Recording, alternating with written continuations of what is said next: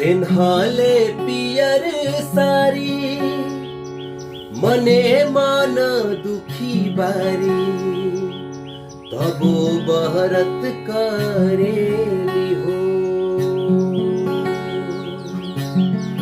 दौरा सजिया बतारी केले जे जहतारी इहे सोचे हरेली हो। लोरवा से भीजे अचानवा खुशिया भरेली हो। लोरवा से भीजे अचानवा खुशिया भरेली हो।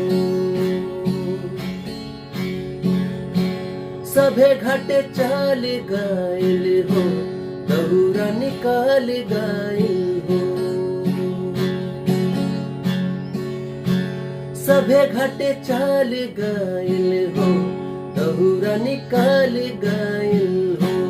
दिवाई उदास बाड़ी हो अरे घाटे बेद भइल हो। चितहरा भी छठी माई पे आस होई जिंदगी में कभो ना निराश होई। ना निराश होई ना निराश होई। देखा घाटे चल देली हाथे लोटा जल देली।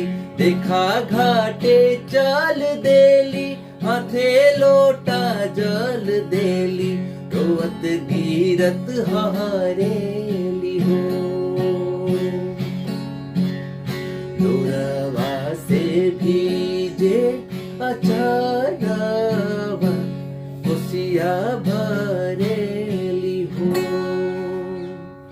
लोरवा से भीजे अचानवा खुशिया भरेली हो। जय हो छठी मैया।